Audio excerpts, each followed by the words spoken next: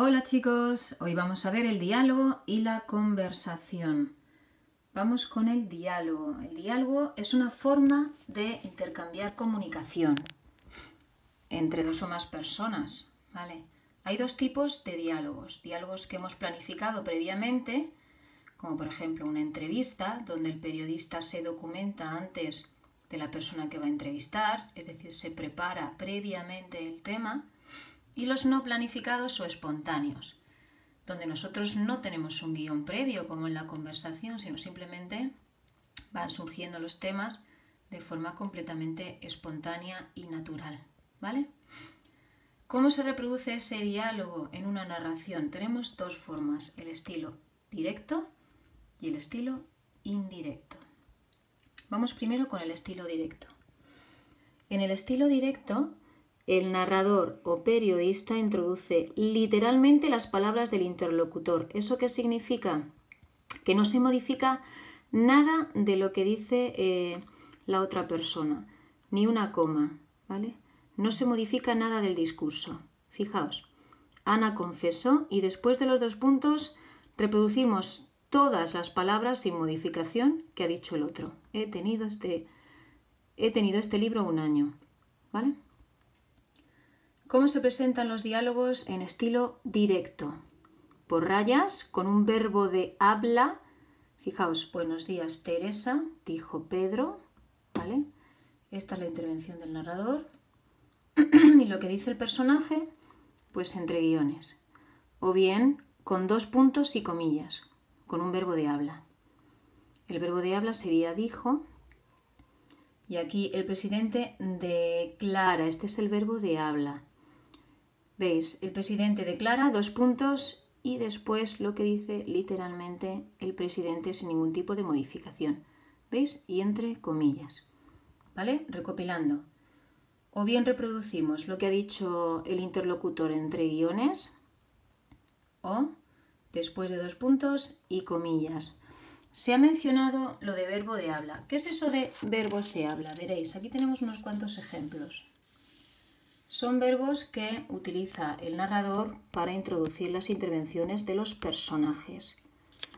Por ejemplo, decir, declarar, confesar, replicar, que es responder, aseverar, que es decir algo de forma contundente, comentar, agregar, que es añadir, admitir, musitar, es decir algo casi susurrando, afirmar, contar. Espetar es hacer una declaración de forma muy brusca. Puntualizar, pues hacer un matiz, ¿no?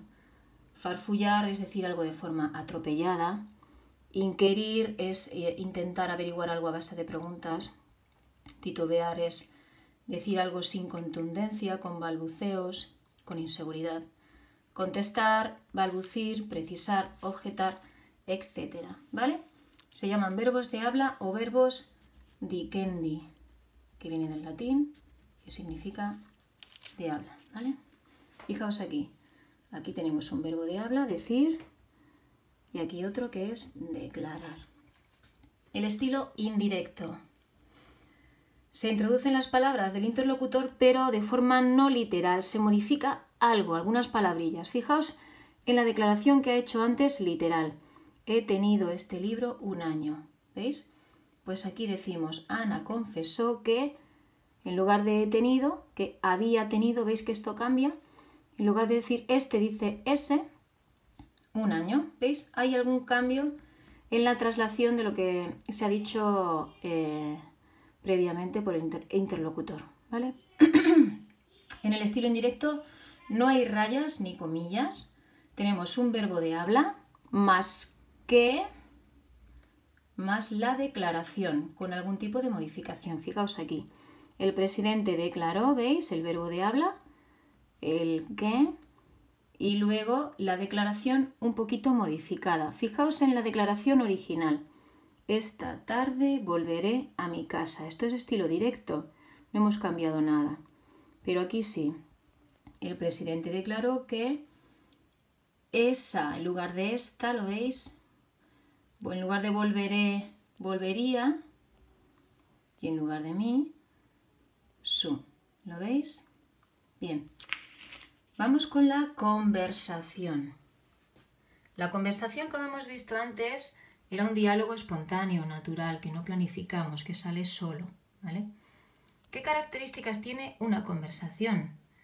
Pues no hay orden en las intervenciones, ¿verdad? Cuando hablamos con alguien, a veces nos pisamos los unos a los otros, y no estoy hablando de pisar de forma literal, sino que no respetamos los turnos de palabra, ni hay un moderador que dictamine quién va antes y quién va después, ¿verdad? Hay frecuentes interrupciones y a veces nos dejan con la frase a medias, ¿no? Fijaos en este ejemplo. ¿Sabes que Pedro se ha divorciado de... ¡Shh! Calla, que viene por ahí! ¿Veis? Esta frase está inconclusa, está sin terminar. Cambios frecuentes de tema. No puede ser que estemos hablando de una cosa y de repente dices, anda, pues mira, pues sabes que fulanito, Fijaos en este ejemplo. Hoy he visto en la clínica a Eva. Sí, trabaja allí. A propósito, hablando de clínicas, ¿sabes si se ha operado Ana? ¿Veis? Aprovechamos una palabra para desviar el tema, ¿no? Importancia de los recursos no verbales. ¿Qué es eso de los recursos no verbales? Pues nos referimos a la importancia que tienen los gestos cuando hablamos, que nos delatan a veces cómo nos sentimos, ¿no? Las distancias. No es lo mismo la distancia que guardamos con gente cercana, con familiares y amigos, que con profesores, ¿verdad?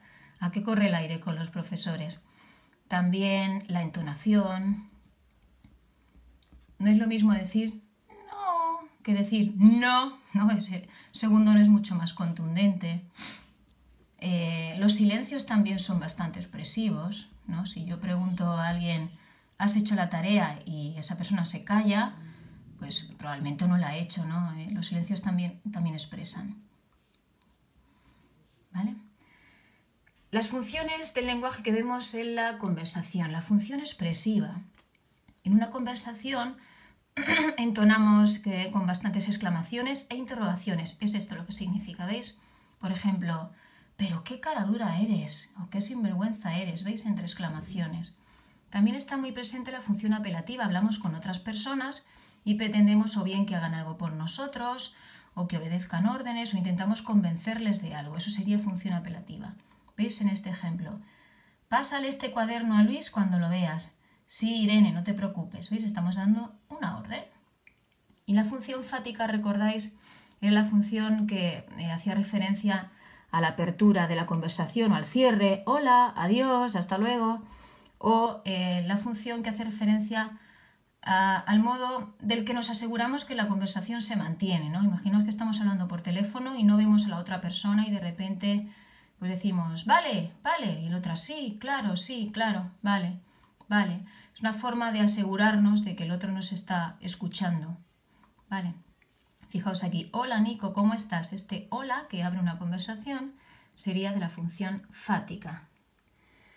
Bueno, cuando conversamos, sobre todo con gente cercana a nosotros, no somos muy formales, sino todo lo contrario, nos relajamos, ¿no? Registro informal. Vamos a ver repeticiones de palabras. Por ejemplo, a la nevera es a la que yo estoy atacando este fin de semana. ¿Veis? Nevera, nevera, se repiten palabras. Desorden oracional. Es verdad que descolocamos a veces cuando conversamos, descolocamos las oraciones y ponemos en primer lugar la parte que queremos destacar, como aquí, por ejemplo, nevera. Esto está desordenado, ¿veis? Sería, yo estoy atacando a la nevera este fin de semana, ese sería el orden normal, pero ponemos a la nevera en primer lugar para destacarlo. Los enunciados en la conversación también son inconclusos, incompletos, porque a veces el interlocutor lo deduce por sí mismo, ¿no? Por el contexto, por la situación, fijaos. Entonces, tú y él, sí, efectivamente, ¿veis? No tenemos que terminar la frase porque la otra persona con la que estamos hablando la deduce, ¿vale? Uso de muletillas. Las muletillas son palabras que se repiten mucho, que una persona en concreto repite mucho, y frases hechas. Veréis este ejemplo. Estoy de tarea en plan, hasta, fijaos, en plan, hasta el moño, ¿sabes? Lo sé, en plan, yo también estoy a reventar. Aquí tenemos la muletilla en plan, que por cierto es una pandemia, es un mal generalizado, y la expresión o frase hecha hasta el moño o estoy a reventar, ¿vale?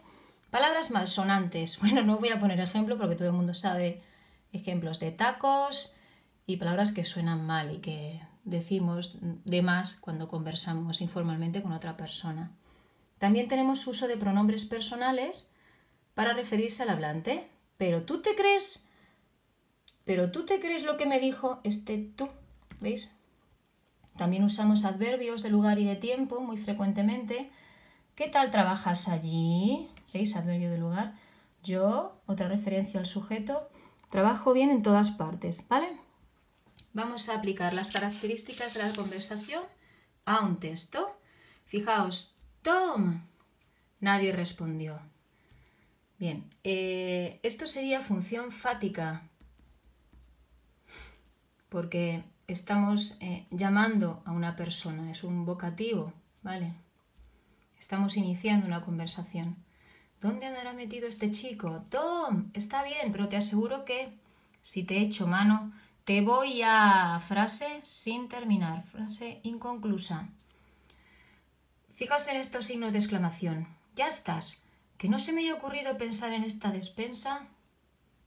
¿Vale? Esto es función expresiva, porque tenemos signos de exclamación. ¿Qué estabas haciendo ahí? Adverbio en referencia al lugar.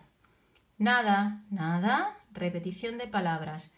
Y esas manos y esa boca, aquí tenemos otra repetición, y esa, y esa. ¿Qué es eso pegajoso? No lo sé, tía. Pues yo sí lo sé, ¿veis? Referencia a los sujetos que están hablando a través de pronombres o sustantivos, ¿vale? El dulce, eso es. 1000 veces te lo he dicho, o 1000 veces te he dicho que como no dejes en paz ese dulce, te voy a despellejar vivo. Aquí, esto está en gris, te voy a despellejar vivo y 1000 veces te he dicho, son frases hechas. Y ahora, para que veáis un ejemplo de conversación, os he seleccionado un fragmento de una película muy graciosa que es 8 apellidos vascos. Espero que os guste.